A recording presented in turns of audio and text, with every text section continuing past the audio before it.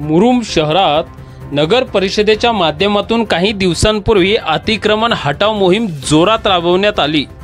या मोहिमेअंतर्गत रस्त्यालगत केलेली अतिक्रमणे हटविण्यात आली असून त्यानंतर त्या जागेत रस्ता सिमेंटचे काम केले व ड्रेनेजची कामे सुरू करण्यात आली व ते पूर्णत्वास झालेले आहे।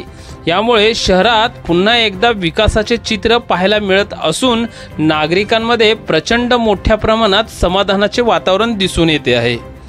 अतिक्रमण हटवल्यानंतर बुधवारी तारीख 16 एप्रिल रोजी सुरू झालेल्या या कामाअंतर्गत छत्रपती शिवाजी महाराज चौक ते महात्मा बसवेश्वर चौक या शहरातील मुख्य मार्गालगत गावात शहरात आत येत असलेल्या रस्त्याच्या डाव्या बाजूला JCBच्या सहाय्याने खोदकाम सुरू आहे।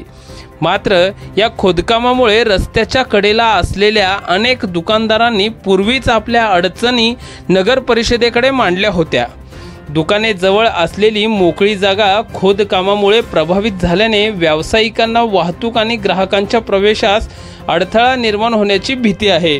त्यामुळे हे काम नियोजित वेळेत पूर्ण होईल का की अडथळ्यांमुळे यामध्ये विलंब होईल हे पाहणे औत्सुक्याचे ठरणार आहे। तथापि शहरवासियांचे मत आहे की ड्रेनेजचे काम पूर्णत्वास गेले तर मुरुम शहरासाठी ही एक मोठी सकारात्मक बाब ठरेल।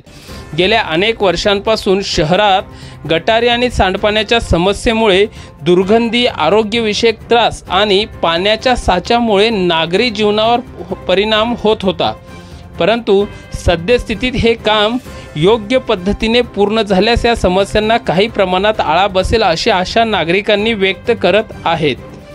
मुरुम शहर व परिसरातील सर्वच प्रकारच्या बातम्या पाहण्यासाठी आम्ही मुरुमकर न्यूज पोर्टलला सबस्क्राईब करून लाईक, शेअर, कमेंट करायला विसरू नका। धन्यवाद।